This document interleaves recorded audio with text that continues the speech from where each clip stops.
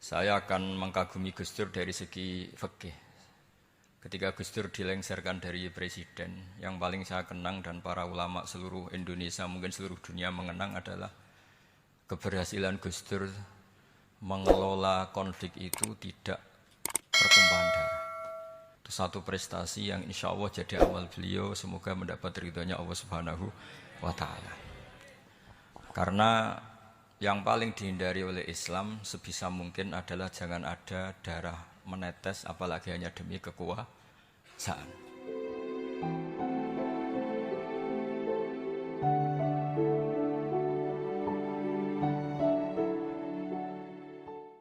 Assalamualaikum warahmatullahi wabarakatuh. Alhamdulillahirabbil alamin wassalatu wassalamu ala asyrofil mursalin sayyidina Maulana Muhammadin wa ala alihi wa sahbihi asma'in nama ba'du. Ingkang sangat kula hormati Kiai Haji Dr. Insinyur Salahuddin, sedanten keluarga Mbah Hasyim, sedanten dzurriyyah. Niki wonten putri, wonten bulik-bulik, wonten Gus Umar, wonten Bu Lili, wonten sedanten semua alumni, semua santri-santri yang kami cintai. Saya ini syukur sekali karena waktunya tinggal sebentar, jadi uji nyalinya juga sebentar. Saya akan ngomong sesuai spesialisasi saya, yaitu fikih. Karena saya murid Kiai Haji Maimun Zubair yang bersanad lewat Mbah Karim sampai Mbah Hasyim, atau bersanad lewat Mbah Mun, Mbah Zubair, kemudian Mbah Fakih Mas Kumambang, juga teman Mbah Hasyim ketika sama-sama ngaji di Mekah. Saya akan mengkagumi Gus Dur dari segi fikih. Ketika Gus Dur dilengsarkan dari presiden, yang paling saya kenang dan para ulama seluruh Indonesia, mungkin seluruh dunia mengenang adalah keberhasilan Gus Dur mengelola konflik itu tidak pertumpahan darah. Itu satu prestasi yang insya Allah jadi amal beliau, semoga mendapat ridhonya Allah Subhanahu wa Ta'ala. Karena yang paling dihindari oleh Islam sebisa mungkin adalah jangan ada darah menetes, apalagi hanya demi kekuasaan. Sehingga Rasulullah SAW sampai berdamai ketika terjadi tarik ulur di Sulhul Hudaybiyah. Saat itu Suhail bin Amr memberi sekian poin yang mendikte Rasulullah, semuanya merugikan Rasulullah. Tapi semuanya merugikan Rasulullah, tidak ada yang menguntungkan sama sekali. Tapi Rasulullah menuruti itu semua demi tidak bertumpahan darah. Padahal Suhail bin Amr zaman itu masih kafir. Sehingga menjadi fikih bahwa perdamaian itu harus kita jaga. Sampai ada ayat wa in janahu lisalmi fajnalaha wa tawakkal 'ala Allah. Jika mereka ingin damai, kamu harus menuruti itu.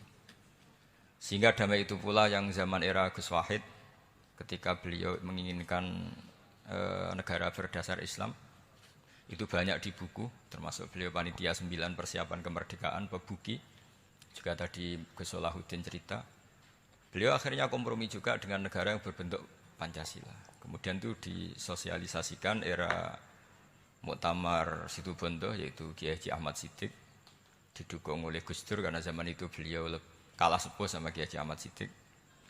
Jadi itu fikih yang saya menjadikan pengagum Gus Dur, karena ibadah Darul Mafasid Muqaddamun ala Jalbil Masalah adalah ibadah yang luar biasa. Berikutnya saya mohon sama Kiai Haji Salahuddin Wahid berkenan saya cara berpikir begini untuk Gus Dur. Jadi saya ini dari keluarga Kiai, saya juga senasab dengan keluarga Mbah Hasyim karena sama-sama turunan Mbah Sambul Lasem. Jadi beliau adalah Abdurrahman bin Wahid bin Hasyim bin Asy'ari bin Wahid lagi, terus bin Abdul Halim 2 sampai Mbah Sambu. Kira-kira nasabnya sama dengan saya, dengan Mbah Hamid yang dari jalur itu. Saya mau bercerita begini. Watak seorang cucu itu biasanya mengalir dari pikiran besar mbah-mbahnya atau leluhurnya. Karena setiap mbah-mbahnya pasti berdoa dzurriyyatan thayyibah, yaitu anak cucu yang baik. Saya sengaja di sini membawa kitab yang ditulis oleh Muhammad Asad Shihab, seorang Libanon. menulis bahwa Mbah Hasyim Asy'ari adalah terhitung sebagai mujaddid, sebagai pembaharu Islam setidaknya di Asia sini atau di Indonesia. Di sini ada kitab ini diterjemah beberapa kali, sebagian oleh Kiai Haji Mustafa Bisri, sebagian oleh Kiai Sodik Semarang. Saya punya edisi asli, edisi Arabnya. Karena saya dari awal ingin ngaji sama santri-santri Tebu Ireng.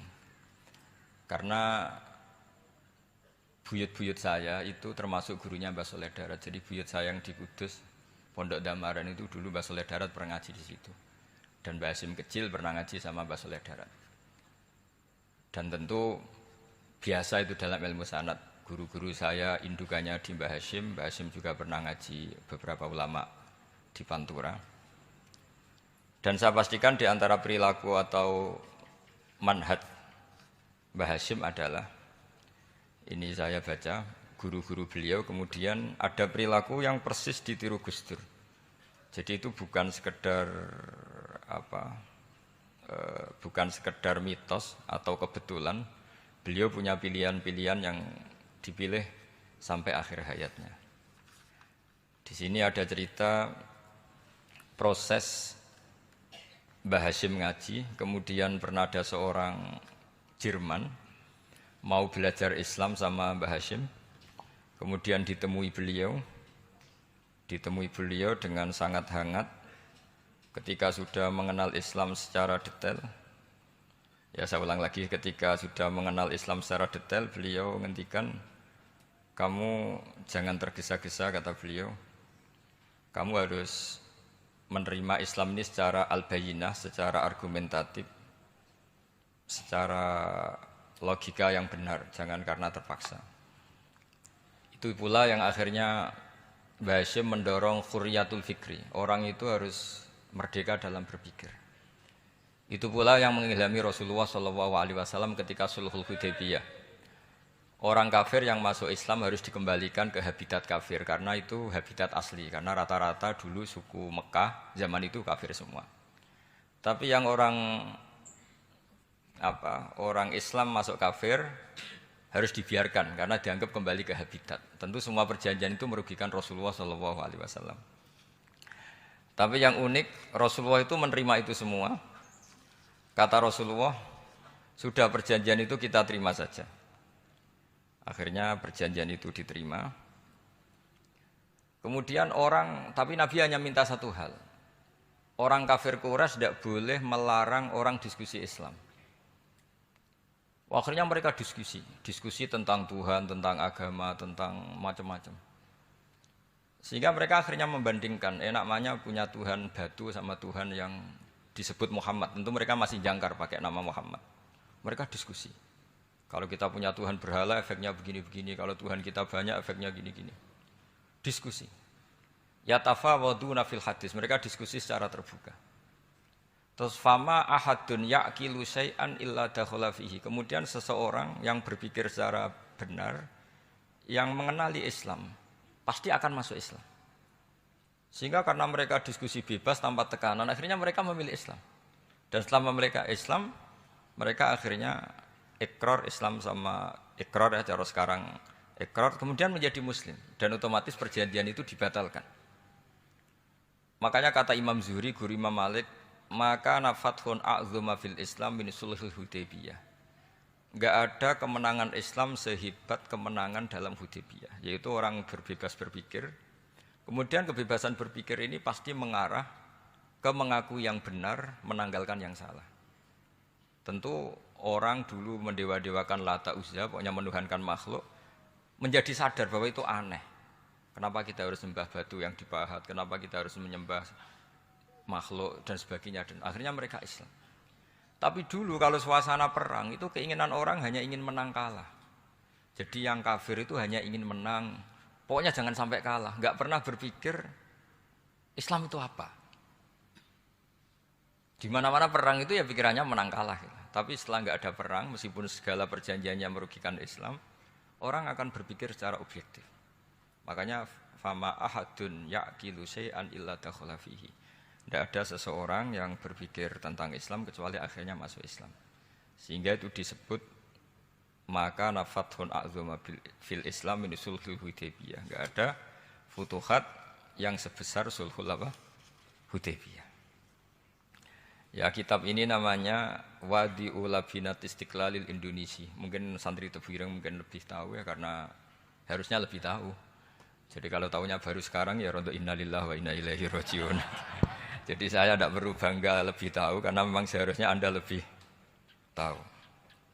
Kalau tidak ya keterlaluan. Ya namanya itu Wadi'u Labinatil Istiqlal al-Indonesia. Ini saya baca tapi ini demi Gus Dur, artinya bahwa pilihan-pilihan itu mulai ada zaman Basim Asy'ari. Saya baca satu-satu ya, mulai kredibilitas ilmu beliau, karena dalam Islam itu harus ada sanad. Saya pernah ditanya seorang ilmuwan, Pak Bahak, kenapa Islam itu harus ada sanad? Kita kan orang cerdas, kan bisa berpikir sendiri, ngapain nunggu pikirannya orang-orang? Kata saya. Terus saya bilang, agama itu agamanya Allah dan Rasul. Kalau pikiran kamu namanya agama kamu, bukan pikiran agama, kata saya. Kalau kamu punya pikiran, yang namanya pikiran kamu, tidak agama. Kalau agama itu harus bersanad. Jadi pikirannya Mbah Hashim sama dengan pikirannya Mbah Mahfud pikirannya sama dengan Said Abi Bakar Sato sama dengan Sayyid Zaini Dahlan dan seterusnya. Sampai logika itu sampai Rasulullah Shallallahu Alaihi Wasallam. Saya beri sekian contoh. Pikiran yang kita ciptakan bisa salah, misalnya begini.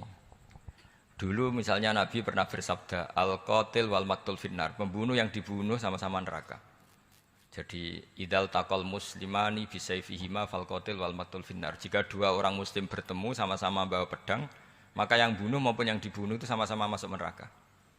Makanya kita harus syukur sekali Indonesia itu paling menghindari membunuh, karena kalau sesama muslim membunuh itu ancamannya berat, sama-sama masuk neraka. Bukan sekedar diboyong dari pondok Tebuireng, itu neraka gitu. Kalau dibayang pondok gampang itu, nanti mondok lain gampang. Terus logika sahabat begini, hadza al-qatil fama balul maqtul. Oke ya Rasulullah, kalau al-qatil masuk neraka namanya pembunuh, oke kita terima. Tapi fama balul maqtul, lalu dosanya yang terbunuh itu apa? Wong dia korban kok dia dibunuh. Apa jawabannya Rasulullah sallallahu alaihi wasallam? Jawabannya innahu kana harison ala qatli sahibi. Sebetulnya dia juga mentalnya pembunuh, cuma nasibnya terbunuh. Jadi seperti misalnya sampean hasud saya, itu enggak perlu disakeni. Sebenarnya sampean yang inginnya ya menggusur saya, cuma nasibnya tergusur gitu. Makanya kalau ada orang rebutan pacar kok kalah itu enggak usah disakeni. Sebenarnya mentalnya dia perebut gitu. Cuma nasibnya kalah gitu loh. Jadi apa ya? Ya tadi. Ya ini penting ya, penting sekali itu. Jadi sebetulnya ketika duel itu semuanya kan mentalnya pembunuh. Maka dia nasib saja sebagai maktul, tapi mentalnya pembunuh. Karena dia mentalnya, niatnya, komitmennya pembunuh, maka dia sama-sama di neraka. Maktul itu fakta, faktanya terbunuh, tapi mentalnya pembunuh. Sehingga hukumannya sebagai pembunuh. Sama kalau sampean berebut itu mentalnya ya perebut.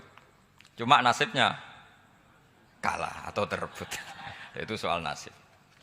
Ini saya baca dulu ya guru-guru Mbah Hashim supaya clear. Selama ini yang dikenal kan beliau ngaji sama saya Mahfud, saya Khotib Minangkabau. Ini di kitab ini. Saya baca sesuai harokat yang ada di kitab ini. Nanti kalau sampai tidak cocok karena beda madhab, ya nggak apa-apa asal pinter saja. Karena baca kitab itu unik. Kadang-kadang satu guru sama guru yang lain itu beda-beda. Dan biasanya guru itu nggak mau kalah. Mbah Mun itu sering cerita, ada kiai maknani wati ini lan wit alu. Itu muridnya gerutu karena pernah mondok itu kok enggak gitu. Pak guru, di kitab saya maknanya itu pohon elu. Lah iya cung wit elu kena gua alu kata guru. Gurunya kata gurunya enggak mau kalah itu. Ada yang guru itu salah baca wal jarodin lan lawang. Muridnya enggak terima. Pak Yai saya pernah ngaji itu maknanya walang. Lah iya walang sing ning lawang cung. Itu memang kasus makna-makna di Jawa itu banyak itu. Karena awalnya memang wis rodok bodoni. Kenapa saya bilang bodoni? Ini yang bilang Mbah Mun, makna Jawa itu ono bodoni ini. Karena watin itu kan enggak ada di Indonesia. Tapi kiai itu malu kalau gak iso maknani. Akhirnya wati ini wet elu. Tanyakan orang pakar ahli Jawa, ya enggak tahu lo itu apa. Pokoknya butuhnya kiai itu ada lafaz ya ada maknanya. Padahal jenis itu enggak ada di Indonesia. Seperti haudat, itu maknanya di Jawa sekedup. Sekedup itu rumah kecil yang ada di unta zaman dulu. Di Jawa ada enggak? Enggak ada. Kalau kamu tanya orang Jawa ini apa namanya? Namanya ya rumah kecil di atas unta. Tapi Kiai Jawa dulu punya makna namanya apa? Sekedup. Jadi Kiai Jawa itu luar biasa improvisasinya. Ya rodok bodoh nih gitu. Lah yang sering bodoni itu bab halal haram, tapi bodoni apik. Yang tidak semua bodoni itu buruk, kadang wajib. Betul ya? Ini sama tergesola. Ini karena keahlian fikih saya juga barokahnya Mbah Hasyim Asy'ari supaya beliau senang. Beliau senang karena para nabi, para wali, para ulama itu tidak meninggal. Tadi kalau Mbak Anita bilang wafat itu kalau dalam bahasa Arab wafa yafi wafaan itu maknanya nuhoni. Nuhoni itu sudah memenuhi. Jadi sebenarnya memang nggak pernah ada orang mati itu. Jadi kita punya jatah umur, jatah rezeki sudah terpenuhi semua. Namanya wafat. Dari kata wafa, yafi, wafaan. Sesuatunya sudah penuh, maka diambil. Kalau roh sendiri nggak pernah meninggal.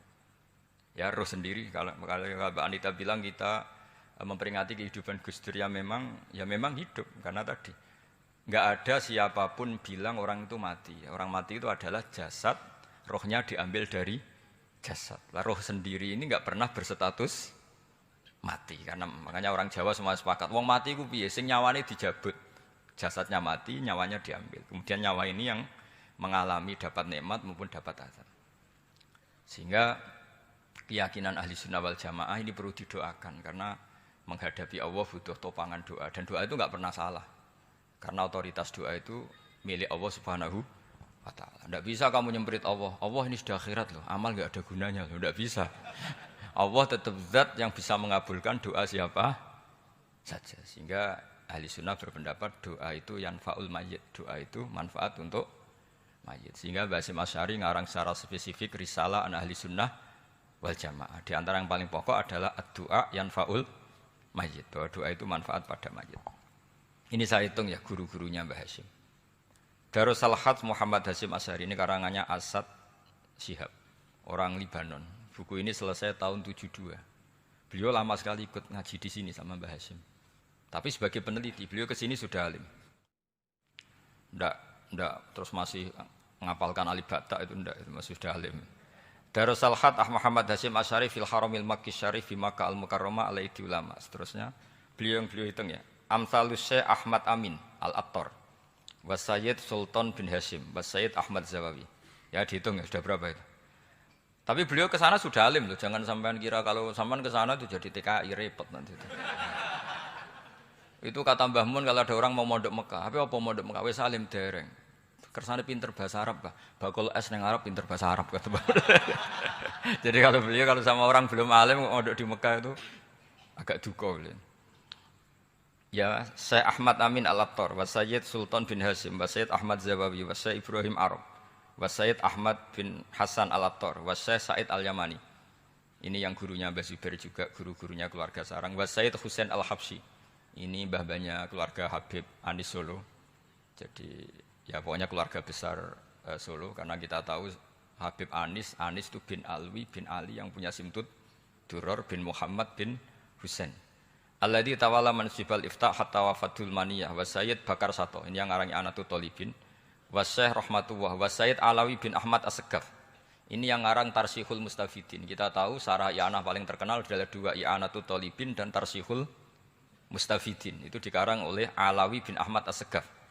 Terus wa Sayyid Abbas Al-Maliki. Itu banyak Sayyid Muhammad. Karena kita tahu Sayyid Muhammad adalah Muhammad bin Alawi bin Abbas ya, Muhammad bin Alawi bin Abbas. Itu juga gurunya Mbah Hasyim, wa Sayyid Abdul Az-Zawawi, wa Syekh Saleh Bafadl, wa Syekh Sultan Hasyim Daghestani.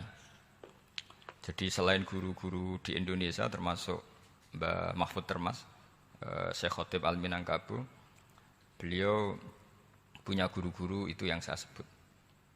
Lalu barokahnya guru-guru itu ya, barokahnya guru-guru itu Mbah Hasyim berpikir seperti itu dan berpikir seperti itu yang mengilhami Gus Wahid, kemudian Gus Wahid mengilhami Gus Dur. Kenapa saya cerita ini supaya kamu tahu bahwa pikiran-pikiran besar Gus Dur itu ada sanadnya. Jangan sampai kamu berpikir Gus Dur cerdas muka kan delok film lah terus gue delok film kan ya repot gitu. Jadi makanya ini Karena banyak juga yang cerita Gus Dur sebagai budayawannya, sebagai demokratnya, sebagai pluralisnya. Yang cerita itu kan sudah ada, masa saya disuruh cerita itu lagi? Jadi kalau sampean saya cerita itu lagi kan coro Jawa tahsilul hasil. Jadi ini itu tidak bidang saya. Bidang saya akan melihat Gus Dur sebagai cucu Mbah Hasyim siapa? Asy'ari. Ini saya baca ya. Ini bahasa Jerman tapi sudah diagak-agak Arabkan. Ma'al Muhandis Karel von Schmidt. Ini Mbah Hasyim. Jangan kira yang pernah berkawan ya bersosialisasi dengan non muslim itu mulai Gus Dur. Mulai Mbah Hasyim ini di halaman 108 kitab tadi. Wadi'ul Labinati Istiqlal Al-Indonesia. Kitab ini boleh sampean gasap kok. Nanti setelah ini tak bawa pulang atau sampean gasap enggak apa-apa. Ini santri-santri tebu ireng enggak apa-apa. Siap ya? Ya nanti bisa dibajak. Lakot kan seterusnya hakon ziaratil alam Muhammad Hasyim makana dalika fi yaum ini 7 Juli tahun 1936. Fi maqorihi Tebu Ireng. Haitsu taqaltu indahu bil muhandis Karel von Schmidt. Wa kanatil fursa saikhal tahadus ma'ahu tawilan. Terus setelah itu ini ceritanya muallif menangi Mbah Hasyim diskusi sama orang orientalis. Ini kata muallif wa hadhil uqdatu takunu aqidatan wa hiya uqdatul mustasyrikin fa kullu shay'in ya'ti minal ghurbiyin wal irobiyyin wa Eropa ya'tabirunahu dasisah. Jadi zaman itu Mbah Hasyim itu sering punya tamu dari Eropa, dari barat, dari macam-macam. Sumastatrodal muhandis fa terus seterusnya sampai nah ini cerita saja betapa Mbah Hasyim itu perkawanannya luas sekali. Terus ini cerita akhirnya orang ini sampai masuk Islam. Ketika masuk Islam di antara pesannya Mbah Hasyim, saya ulang lagi di antara pesannya siapa? Mbah Hasyim itu beliau bilang kamu harus dipikir-pikir lagi katanya.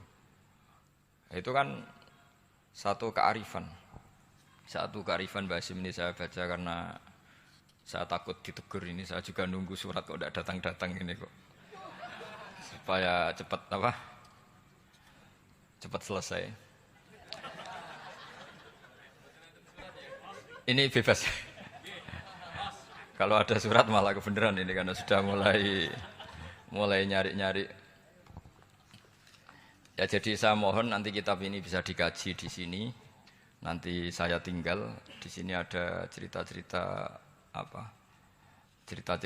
sampai beliau berteman orang Eropa, terus beliau macam-macam sampai terus saya teruskan. Summa arsalatku syirka ila Indonesia amni 1929 watana qala fi kasir minal mudun wa makatha akhiran fi madinati Surabaya bi Jawa Syarqiyah wa min huna bada'atil hidayah wa taufiq taqudanihi ilal khairi. Hadas lautil hadis fil amil alladhi yakti fatratas tiraq. Jadi orientalis tadi ketika berteman Mbah Hasyim lama-lama tertarik oleh Islam.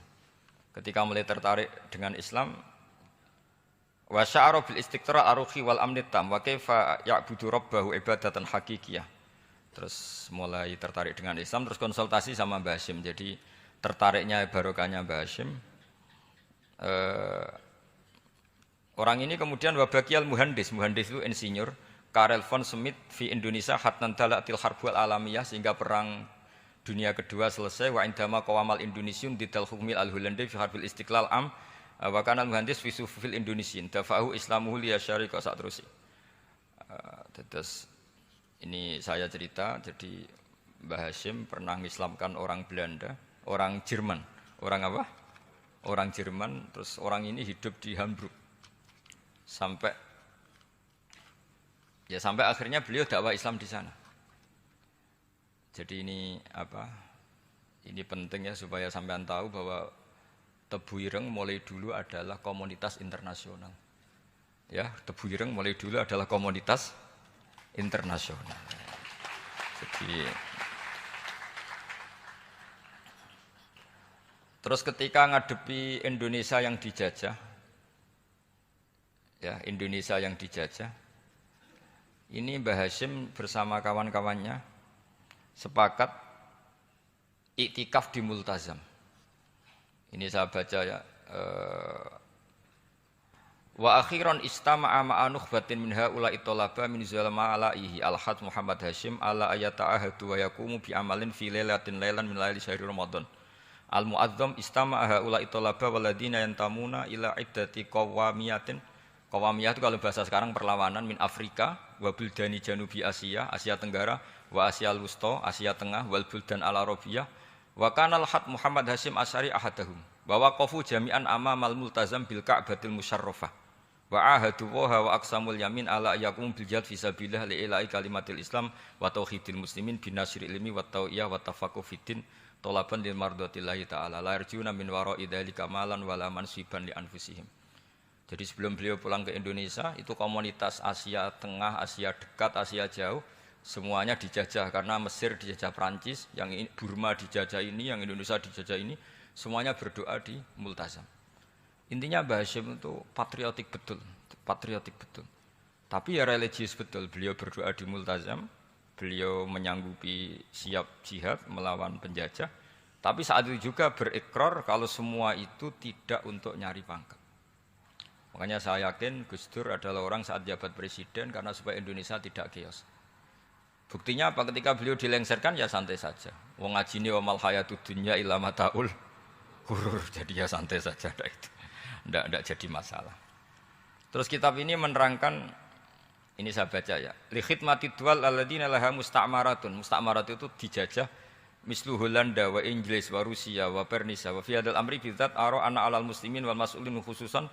Ini intinya ulama-ulama yang dari timur jauh kemudian sowan ke Mbah Hasyim minta fatwa karena negara-negara mereka juga dijajah.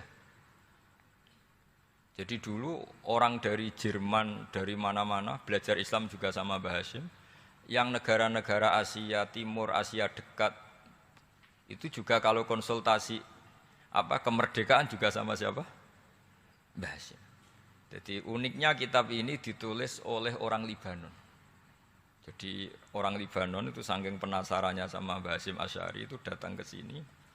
Ya, datang ke sini untuk belajar sama Mbah Hasyim.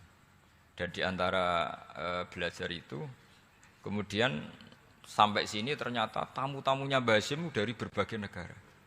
Mulai yang konsultasi cara memerdekakan negaranya karena mengalami dijajah sampai cara belajar Islam yang benar, termasuk tadi yang Karel von Schmidt tadi yang masuk Islam karena konsultasi sama Mbah Hasyim, padahal dia orang Jerman.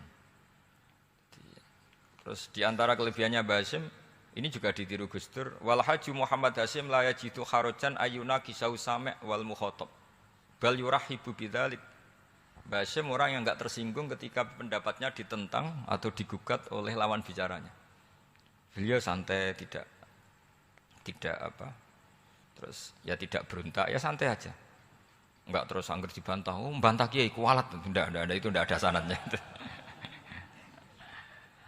Nah ini saya pastikan ya bahwa kehebatan Gus Dur itu kita enggak lepas dari barokahnya siapa? Mbah Hasyim. Sekaliber Rasulullah SAW sebagai Sayyidul Khalqi, Sayyidul Anbiya al-Mursalin, beliau yang ngakui ana dakwatu Ibrahim wa bisyaratu Isa. Aku hebat ngene iku barokah dungane Nabi siapa? Ibrahim. Maka ini sesuatu yang saya tekuni, jadi enggak salah kalau bicarakan Gus Dur ya harus bicarakan Mbah Hasyim. Sama bicarakan Nabi Muhammad SAW juga harus membicarakan Jadduhul A'la yaitu Ibrahim alaihis salam. Jadi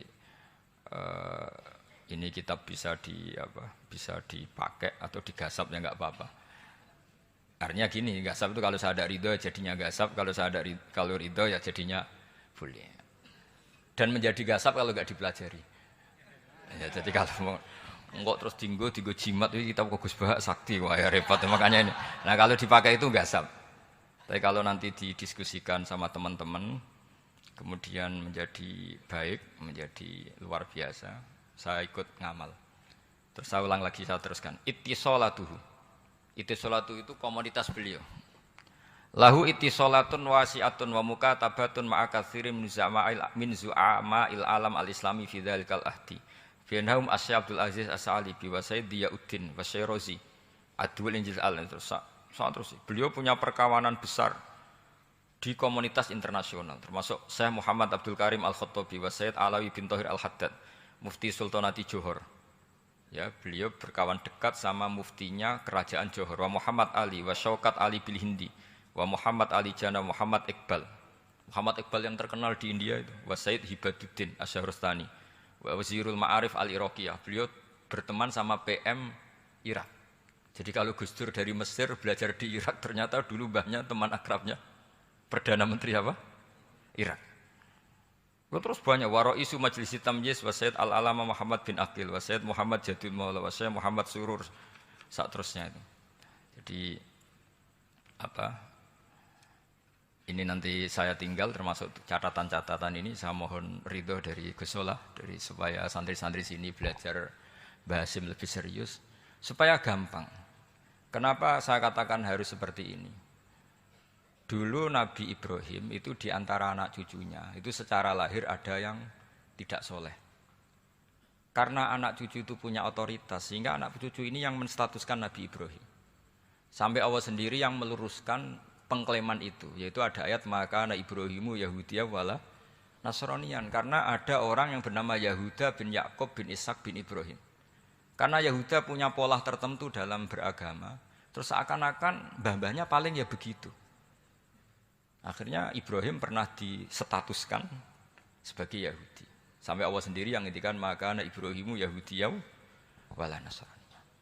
Sampai datang Rasulullah SAW yang memaklumatkan saya juga cucu Ibrahim orisinil. Dan saya pastikan Ibrahim itu bukan Yahudi tapi bapak tauhid. Semenjak itu Ibrahim dipulihkan namanya, bukan Yahudi tapi bapak tauhid. Yaitu diistilahkan Nabi millata abikum Ibrahim, semua tauhid adalah nginduk kepada Nabi siapa?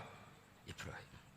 Nah saya ingin santri-santri Tebu Ireng misalnya nanti suatu saat jadi komunitas internasional, jadi orang keren komunitas internasional, itu bukan karena ingin gaya-gayanan terkenal, tapi ingin niru Mbah Hasyim bahwa itu awal dakwah Anda fil alam. Semua alam ini tentu butuh tauhid, butuh kebenaran. Bukan gagah-gagahan sebagai orang populer. Terus persahabatan yang luas, misalnya Anda khusyuk terus kuper. Wah, ratau kancanan wong hampir jadi wali gini terus kuper.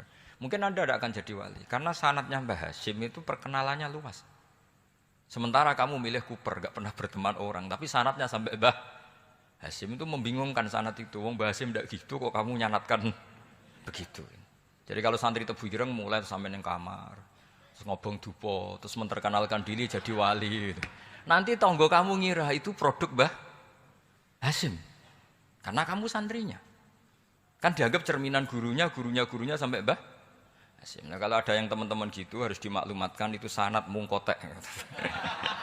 Bahwa sanad itu tidak benar. Ini kapan ini ditegur? Ini saya sudah mulai menunggu. karena ya repot ini kalau kelamaan ini nanti itu.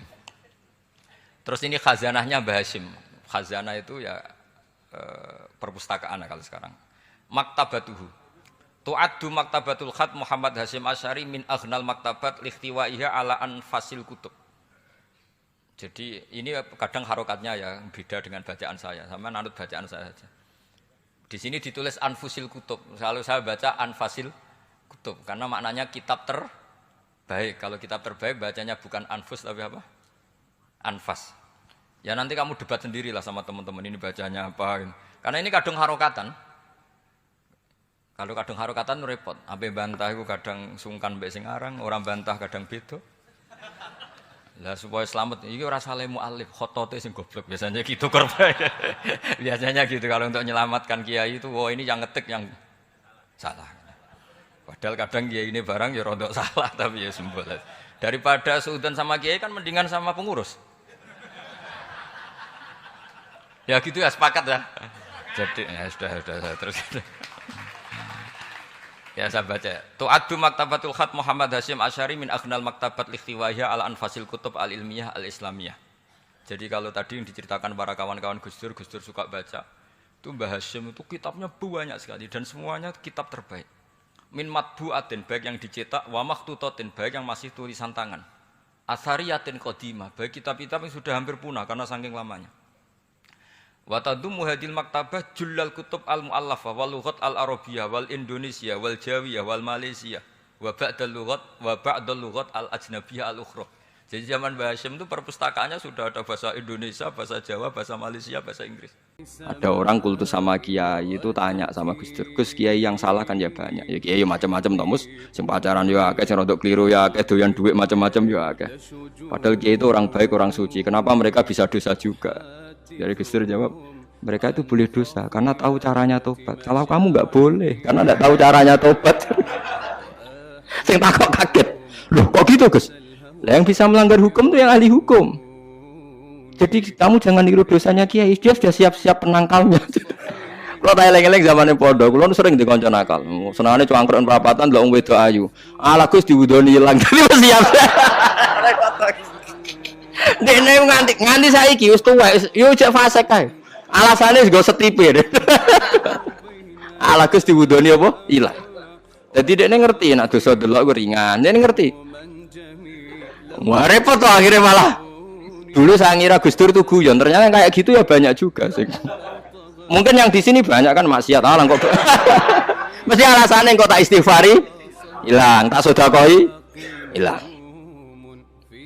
Jadi roh setip, roh penghapus itu juga resikonya kan terus berani kan. Ya repot juga itu. Jadi kayak wong hukum loh. Wong hukum sewani melanggar hukum, wong awam mau pakar hukum. Pakar hukum. Sing tukang ngakali duit negara, pakar ekonomi apa wong lugu? Pakar ekonomi. Lah sing maksiat iso ngakali kiai ta wong awam. Mboten jujur mawon. Kiai. Mulane kiai nak ndelok dangdutan langsung gemoh, nak ning TV gelem. Jare alasane gak langsung beda hukumnya. Ya repot nang ngono. Pengerannya apa diakali? Kau cari Imam Ghazali nak nuruti akal-akalan zakat itu ora wajib. Angger wayahe setahun misalnya wedhus 40 setahun kurang 5 dina mbok dol sitok wis gak wajib zakat. Mergo ora sakni sok. Ora sak napa? Sakni sok. Kena diakali. Paham ya? Kena napa? Diakali. Mulane dawuh Imam Ghazali nak guyon itu pangeran wis merencanakan jenis kayak ini sebenarnya melebunin rokok dilebokno tong. Takoki Gusti saya ini semua sudah saya lakukan zakat ngene-ngene. Aku gak nglebokno kowe ceng nglebokno tong.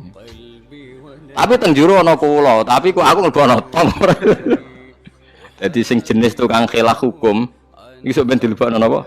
Tong. Terus dilebokno neraka. Kok pangeran dadi pangeran diakali wong alim, wong iso ngaji ku wis suwi. Lho nggih lho. Zaman bangsa Israel niku mun terpelajar, ra oleh berburu ikan ning dina Setu.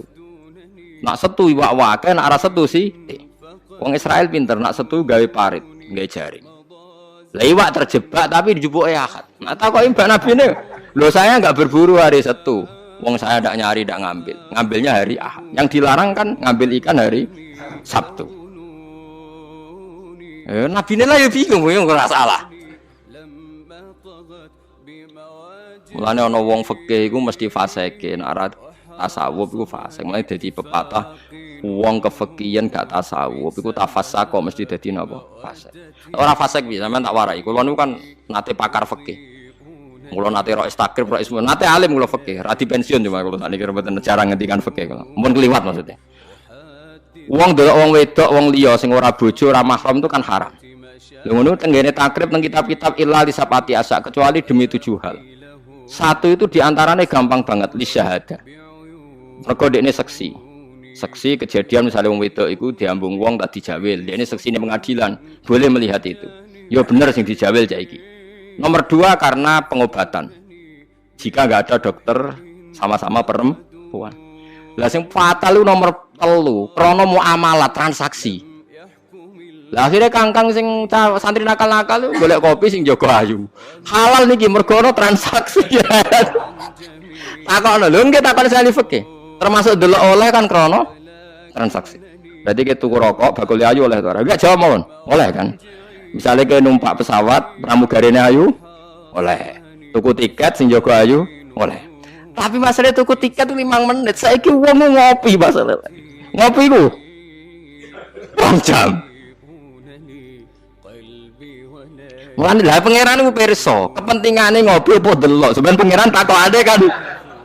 Nah kepentingane ngopi kan la farqa bena sing jaga lanang elek tuwek ambek wong itu ayu kan. Mergo kepentingane ngopi. Apa kepentingane delok terus bebo ngopi? Mboten kira-kira pangeran pirsa gak? Pirsa kan? Lah nek pangeran pirsa berarti delok wong wedok ora krana ngopi, tapi delok wong wedok ebo-ebo ngopi. Berarti statusnya ora kok muamalat kan? Lo baleni malih ya. Ora ben kowe ora fasik nemen-nemen iki diulang kok ben. Solusi menghilangkan kefasikan terselubung paham gini kan. Enggak, kalau faktornya misalnya penjaga warung itu cantik. Terus kowe niat marung ning kono, niat marung napa ndelok wong ayu. Nak niat marung ndelok wong ayu berarti haram kan? Kan berarti motivasi Anda ndelok wong ayu ebo-ebo. Pura-pura marung. Lah sing halal juga kowe misale ruhin mlaku-mlaku ujug-ujug ngopi pas wong ayu. Sing ngopi terus diombe jek panas mergo wedi kesuwen kecoba terus mire. Lah iku halal ya. Ana kesusune bar-barang ku halal. Mergo untuk musibah sithik terus kesusu. Enak terus dinikmati. Makanya masyhur Nabi ngendikan suatu saat Sayyidina Ali itu melihat perempuan cantik ya. Kita nikmati jari Ali, ya Ali, lakal ula wa alaika saniyah. Yang pertama itu rezeki, kedua wis musibah. Berarti artinya sing gak jarak iku laka iku untung. Maksudnya sing gak jarak iku jare Mustafa sing khusuk aku di rezeki. Ya tapi nek rezeki diterusno dadi apa? Musibah. Lah sekarang ada pertanyaan fikih begini, ini rungokno sing ahli fikih. Dan ini nyata. Kulo lah ya ora iso jawab pastine, tapi ibu-ibu iso kulo kecelok wong alim dadi ibu-ibu iso, tapi asline ya ora iso. Aku ndek kanca kiai, bocah khusyuk, nggih kaya kulo, tapi piyambake khusyuk. Biasane wong khusyuk agak pati ngalim khusyuk. Lunga mbek santrine, lalah bis sing jog telu. Iku sing pol pinggire cawe dok wayu, rodok seronok macake rodok gak islami, wayu. Dekne ku isin nak jejer wong ayu, ya kuwatir maksiat. Dadi santrine sing kok jejer. Dene ora aman namane dadi cah wedok santrine dene. Lungane atuh. Wong pandangan Semarang atuh. Cara Mustafa ya wis suwi suwareg mesti. Cara Rohir ora tau mikir wong dekne ra kiai. Ya dianggap rezeki ora ae. Mergo jejere ku amalah wau kan gak ada. Kana liya. Bareng bar diangen-angen dekne ngrasa dosa. Aku. Gus cara jenengan kula nu salah ta ora? Ya karwan salah. Kok saged kula ngindari fitnah Gus. Piyambake kok ayu. Oke orang nak ayu, ayu Gus, malah nerang, pokoknya ayu Gus. Ya malah dosa gede to kowe. Kowe ora dosa tapi ngongkon santrimu dosa. Padahal santrimu jek umur puber, sawate luwih gede timbang kowe. Kudune kowe sing wis tuwa kiai kan takwane dhuwur, iku luwih aman timbang santrimu. Dipikir astagfirullah, kita salah. Ya ora salah. Aku mergo nek tak salahno malah dia jejer malah aku repot. Udah dari Gus Pak, apa aku sejajar, wah malah aku dihisap pangeran. Pokoknya ngono, hukumnya pokoknya ngono pikir dewe. Ya kan repot kan. Nak ndelok santri luweh duwe sahabat misalnya bocah umur 18 kan puber, wis ngono ra dibojo. Pak Yai sak ngawur-ngawure kan dibojo ya rontok di takwa kan ya rontok isin barang wis tuwek misal. Potensi maksiate dhuwur di santri mbek kiai. Jawab mawon. Santri kan, berarti sing kudu jajar kiai ini ta santrine. Kiai ini misal. Mboten farwani kan hukum istihad ya, napa? Istihad. Tapi mboten pantes lho Gus Kiai, kok bakas pantes kowe ketakok. Tapi yen kula niku nang ati kula niku berontak. Kok malah aku ngurbano santriku.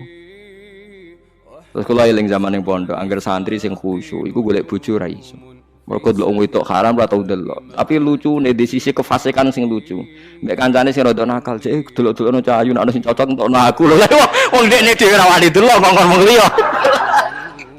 Jadi uang mesti di naive dewe. Lah ya wong saleh ya duwe naive napa? Dewe. Gale ngrasani lho, misale Mustafa ngrasani wisin, tapi nek ngrasani seneng. Bentuk informasi. Lah ya padha wae. Lah wong saleh ngoten niku pirang-pirang. Ya pikir dhewe ora usah tak terusno, paham ya niku pikir dhewe dadi. Paham niku angel kita terus urip niku angel. Mulane mati urip kenapa istighfar. Nah, ya mau duwe solusi mau. Duwe napa? Solusi. Terus kula suwun pokoke mati urip niku mulang. Terus misalnya salah nggih istighfar. Mergo wong mulang ya wau. Ape salah wis di solusine. Kayak ning film-film kuno. Ono pendekar sitok ngombe racun mati, sitok ra mati. Ke sitok setiap kali ngombe penangkalis. Ngombe napa? Penangkalis. Mulane akeh wali sering maksiat tetep wali. Sing wali anyaran langsung dibredel. Tak kok lha kowe ora dibredel, pengalaman aku perkara ndek.